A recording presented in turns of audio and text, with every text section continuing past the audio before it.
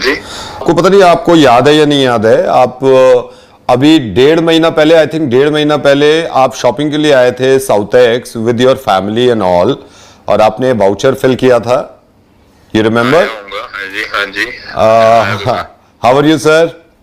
Good, आप सुनाइए। I am good sir, and I am so sorry sir. वैसे तो हमारी कंपनी के लोग आपके पास आते हैं, लेकिन लॉकडाउन के चलते एक्चुअली फोन करके ही सबको हम थोड़ा थोड़ा अच्छी अच्छी चीजें बता रहे हैं। सर मैं आपको फिर बताया तो, अगर आप भूल गए हो, वो वाउचर जो आपने भरा था, हमारा जो कॉन्टेस्ट चल रहा था घर परिवार, उसके आप एक विनर में से एक हैं। और सर ये गिफ्ट जो है, अभी तो कुरियर से नहीं आ रहे हैं, लेकिन हम ये फोन कर करके लोगों को पता कर रहे हैं कि उनको क्या गिफ्ट चाहिए है। क्या कमाल कमाल की बात है, ये तो बहुत बढ़िया है। Thank you so much sir, thank you so much. But sir इसमें एक प्रॉब्लम है जो मैं आपको बताना चाहता हूँ कि सर ये जो गिफ्ट जो भी मिलेगा ये आपकी चॉइस का मिलेगा, बट सर इसमें प्रॉब्लम ये है कि सिर्फ आपकी चॉइस का नहीं मिलेगा, क्योंकि घर परिवार की बात कर रहे हैं ना, तो फैमिली में जो मेंबर्स हैं, और आई होप आपके पेरेंट्स आपके साथ होंगे। बिल्कुल बिल्कुल। हाँ, तो सर आपके जैसे फादर हैं, लेट्स से फादर हैं, तो फादर और आपकी चॉइस का होगा वो। ठीक है, कोई बात नहीं। फादर साहब की चॉइस हमारी चॉइस। अरे वाह सर। सर फादर अभी घर पे ही हैं आपके? फादर घर पे? सर आप माइंड ना करें तो आप फादर से भी मैं बात करना चाहूंगा, जरा उनके पास चले जाएंगे। किधर है वो? क्यों नहीं पाए, उनके पास जाता हूं। हाँ जी, हाँ जी।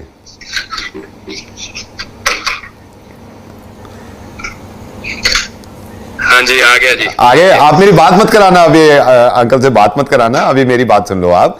अभी आप बिल्कुल पास हो उनके, आपके करीब में ही है अंकल? हाँ हाँ, साथ अच्छा, बैठे मेरे। एक थप्पड़ मारो, जोर से मुंह पे थप्पड़ मारो।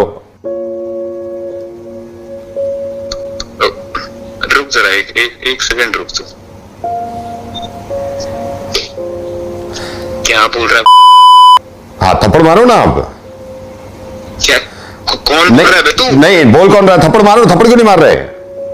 ओए नहीं, फोन मत काटना। थप्पड़ इसलिए नहीं मारे ना, थप्पड़ इसलिए नहीं मारे ना क्योंकि तुम्हें बुरा लग रहा है, तुम्हारे बाप है, बड़े हैं, ये भी लग रहा है ना, तकलीफ होगी। बोल कौन रहा है? बता, तू कहां से बोल रहा है? बोल कौन रहा है? मैं सुन, तेरा नंबर आ गया मेरे पास। नंबर आ गया, लेकिन दिमाग में बात नहीं आई आपके। ओ हेलो, तू बोल कौन रहा है? तू मेरे दिमाग में बात डालेगा, तेरे मैं दिमाग अब सुनो कौन बोल रहा हूं। रेडियो मिर्ची से नवेद बोल रहा हूं, फोन मत काटना, मेरी बात सुनो।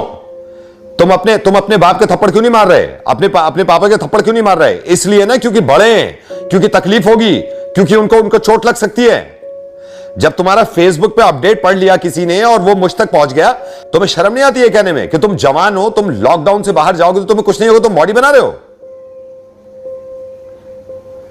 मेरे भाई अब इस बात को समझो, तुम्हें गुस्सा तो बहुत आ रहा होगा, एंड आई नो मैंने गलत बात बोली है शुरू में, और ये हर किसी के लिए गलत बात थी, और इतने खून खोलना चाहिए था अगर कोई किसी के बाप को मारने की बात करे, लेकिन तुम में इतनी अकल ही नहीं है। तुम एक नंबर के बेवकूफ आदमी हो। तुम्हें यह लगता है कि तुम बाहर जाओगे और तुम्हें कुछ नहीं होगा, तो तुम्हें कोरोना नहीं हो सकता। तुम्हें एक बात बताऊं तुम्हें, तुम सिर्फ सुसाइड नहीं करना चाहते हो, तुम मर्डर भी करना चाहते हो, क्योंकि अपने बाप को मारोगे। एक थप्पड़ मारने में बड़ा बुरा लग रहा है, जान से मार दोगे अपने बाप को अगर तुम्हें कुछ हो गया और घर पे तुम बीमारी ले आए तो। देखो अगर तुम्हें बुरा लगा है ना, तो फिर मैं तुम्हें समझाना चाहता हूं। यह समझाने का तरीका जरूरी था। मुझे यह एहसास हो गया कि तुम्हें अपने मां बाप से बहुत प्यार है। इतना सा मैंने कहा, जबकि बहुत बड़ी बात कही मैंने कि अपने बाप के थप्पड़ मार दो, और तुम्हारा खून खौल गया। तुम्हारा दिमाग क्यों नहीं चलता यह सोचकर कि तुम अगर बाहर जाओगे और कोरोना घर में लेके आओगे तो तुम्हारे मां बाप भी बीमार पड़ेंगे और वो भी मर सकते हैं।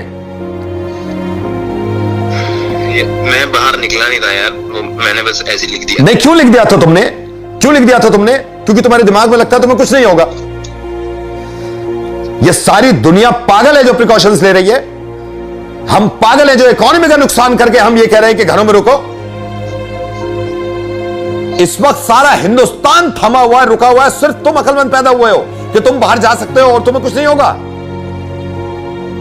सबसे बड़े दुश्मन हो तुम अपने मां बाप के और अपने घर वालों के, अगर इस वक्त घर से बाहर निकले और बीमारी को अंदर ले आए। लेकिन सच कहूं, मेरे को लगता है कि कोई इतनी बड़ी बात तो नहीं। इतनी बड़ी बात नहीं है, ये उनको भी लगता था जो इटली में मर गए, जो चाइना में मर गए, और जो अनफॉर्चुनेटली हमारे देश में मर गए। और पता है मुझे अफसोस इस बात का भी हो रहा है, तुम अब तक घर से निकले नहीं हो, जो कि अच्छी बात है ना? लेकिन तुम क्यों नहीं निकले हो ये मैं जानता हूं अच्छी तरह, क्योंकि तुम पुलिस के डंडों की वजह से नहीं निकले हो। ये मेरी समझ में ही नहीं आता, लोग इस बात को क्यों नहीं समझ रहे हैं कि जो पुलिस वाले इनसे डरना नहीं है। ये भूत नहीं खड़े हुए हैं, ये इसलिए खड़े हुए हैं क्योंकि आप जीवित रहें, आप जिंदा रहें और सेहतमंद रहें। किसी की समझ में नहीं आ रही है क्या बात? मुझे इस बात का तो अंदाजा है कि इस बीमारी का इलाज तो निकल आएगा कभी ना कभी, लेकिन ऐसी बेवकूफियों का इलाज नहीं निकल सकता यार। अगर प्यार से समझाती ना सरकार और पुलिस वाले हटा लेती, आज मैं बता रहा हूं कि बाजार लगा हुआ होता, मरने को तैयार हो जाते, लाशों के ढेर लग जाते, लेकिन घर से निकलना बंद नहीं करते हम, क्योंकि हमें मालूम है कि कुछ लोग डंडे से ही समझते हैं, इसलिए पुलिस खड़ी हुई है। और जो भी पुलिस वालों के डंडे को डंडा समझ रहा है और उससे चिढ़ रहा है, तो देखा जाए वो इस वक्त इलाज है आप लोगों का, और इसी तरह इलाज किया जाएगा। और मैं आपको लिख के दे सकता हूं कि आप कुछ दिन के बाद ये शुक्र करेंगे और ये कहा करेंगे कि इतनी सख्ती ना करी होती तो हमारे देश की एक बहुत बड़ी पॉपुलेशन कम हो गई होती। थप्पड़ मारने से भी बहुत ज्यादा खतरनाक है, इस बात को समझिए, कि आप अपने पिताजी की लाश उठाएं या पिताजी आपकी लाश उठाएं। आई एम सॉरी मैं ऐसे वर्ड यूज कर रहा हूं, लेकिन समझ में कैसे आएगा।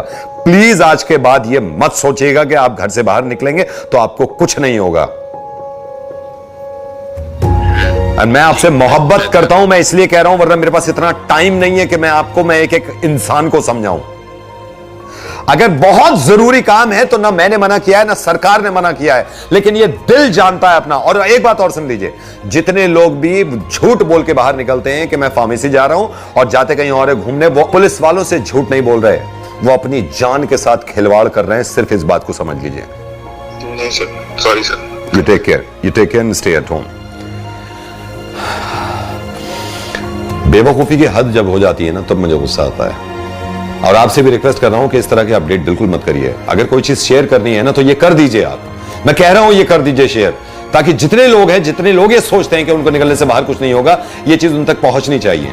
क्योंकि ये बीमारी बहुत खतरनाक है, लेकिन इस बीमारी से लड़ना आसान है, कि सिर्फ हमको घर पे रहना है। प्लीज मैं हाथ जोड़ के कह रहा हूं कि घर पे रहिए, पूरी जिंदगी बाहर घूम लेना, अभी घर पे रहिए।